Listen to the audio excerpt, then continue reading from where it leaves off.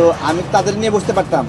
আমি একা বসছি অনশনে, এখানে আমাদের দলের প্রতিনিধি হয়ে বসছি। আমাদেরও পরিষ্কার কথা, আমাদের পিঠ দেয়ালে ঠেকে গেছে।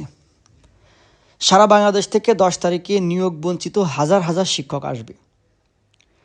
এনটিআরসির শিক্ষকদের না আছে আবেদন করার কোনো সুযোগ, না আছে বদলির কোনো সুযোগ। শিক্ষা প্রতিষ্ঠার পায়ে ধরে আমরা একটা পরিপত্র আনলাম, পরিপত্রটা 25-এ বাস্তবায়ন হবে। মন্ত্রণালয় 1 বছর ধরে সফটওয়্যার তৈরি করতে পারে না, এরকম ভূগোল বুঝায়ে আমাদের আর কোনো কাজ নাই। আমাদের একটাই পরিষ্কার দাবি, আমাদের বদলি 2025-এ চালু করতে হবে। কেমনে করবেন, কিভাবে করবেন আপনারা জানেন। সেতে আপনি সফটওয়্যার এখান থেকে বানান আর মঙ্গল গ্রহ থেকে বানান, এটা আমাদেরকে দেখার বিষয় না।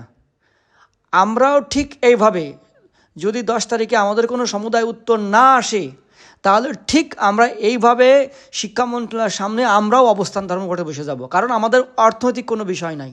সরকার চাইলেই, সরকারের সদিচ্ছার ব্যাপার, চাইলেই যখন তখন বদলিটা সম্ভব। এই 50 বছর ধরে এই বদলি নামক কারাগারে আমাদের আটকে রেখেছে।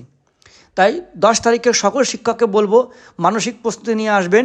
যদি আমাদের 10 তারিখে সমুদায় উত্তর এবং আমাদের কবে থেকে এটা কার্যকর হচ্ছে যদি আমাদেরকে লিখিত না দেয়, তাহলে এই তারেক যেভাবে আমজনতা পার্টির প্রতিনিধি হিসেবে একা বসে গেছে, আমরা এরকম এনটিআরসি কর্তৃক হাজার হাজার শিক্ষকরা মন্ত্রণালয়ের সামনে বসে যাবো এভাবে।